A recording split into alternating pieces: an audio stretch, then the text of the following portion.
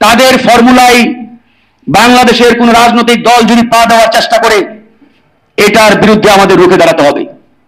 জাতীয় পার্টিকে প্রধান বিরোধী দল বানাবে, শেখ হাসিনাকে ফিরিয়ে নিয়ে আসবে, আওয়ামী লীগকে পুনঃপ্রতিষ্ঠা করবে। এটাই ইন্ডিয়ার পরিকল্পনা, একবারেই পরিষ্কার। এখন কেউ যদি মনে করে থাকেন ইন্ডিয়ার সাথে হাত মিলিয়ে যে কোনোভাবে ক্ষমতার চেয়ারে বসবেন, ভাই ক্ষমতার চেয়ারে বসার স্বপ্ন দেখা বাদ দেন। ক্ষমতা একটা পিচ্ছিল জিনিস। ক্ষমতার চেয়ারে বসবেন, কিয়ামত পর্যন্ত থাকবেন, এত সহজ নয়। হাসিনাও মনে করেছিল আমৃত্যু ক্ষমতায় থাকবে, মনে করেছিল না? থাকতে পেরেছে। হাসিনার এত বিশাল সাম্রাজ্য, বিশাল এস্টাবলিশমেন্ট, পুলিশ, প্রশাসন, আর্মি, এভরিথিং তার নিয়ন্ত্রণে ছিল, তার মতো ঢেলে সাজিয়েছে। তো এরকম একটা সাম্রাজ্য ভেঙে চুরমার করে দিয়েছে এদেশের ছাত্র জনতা। তা আপনারা যদি মনে করে থাকেন ওই ইন্ডিয়ান ফর্মুলায় ক্ষমতায় আসবো আর কিয়ামত পর্যন্ত ক্ষমতায় থাকবো, এটা হচ্ছে আপনাদের দিবা স্বপ্নের মতো।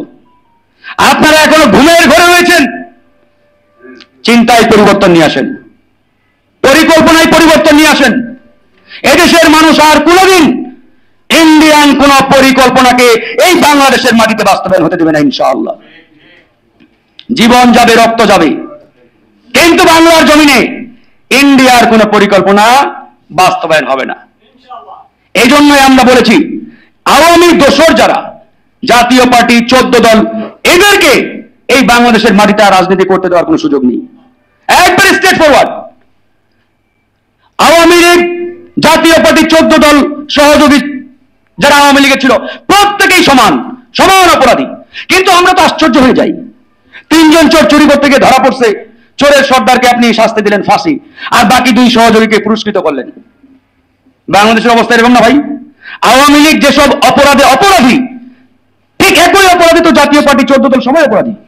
তাহলে আপনি আওয়ামী লীগের কার্যক্রম নিষিদ্ধ করলেন, জাতীয় পার্টিকে এখনো সেনা প্রোটোকলে পাহারা দিচ্ছেন। এর কারণটা কি? কারণ তো পরিষ্কার। কারণ ইন্ডিয়া থেকে সিগন্যাল, জাতীয় পার্টিকে ব্যান করা যাবে না, অফিস পাহারা দাও। তা না হলে আজকে দেখেন একটি দলের প্রধানের উপরে নারকীয় তাণ্ডব চালানো হলো আমাদের কার্যালয়ের সামনে এসে। আজ পর্যন্ত একটা অপরাধীকে গ্রেপ্তার করা হয় নাই। তারা হামলা দেখছে, ভিডিও, লাইভ, সব জায়গায় পরিষ্কার। শুধু পুলিশ না, আর্মির নেতৃত্বে হামলা হয়েছে।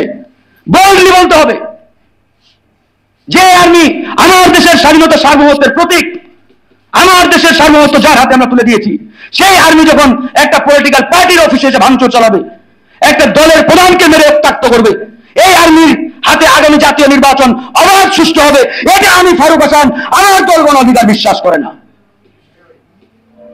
কার উপরে আপনি আস্থা রাখবেন? চিন্তা করে দেখেন, আমরা যে দাবি তুলেছি এটা কি অন্যায্য, অযৌক্তিক ছিল? আমরা জাতীয় পার্টি নিষিদ্ধ চেয়েছি, আমরা আমাদের পার্টি অফিসের নিচে আন্দোলন করেছি।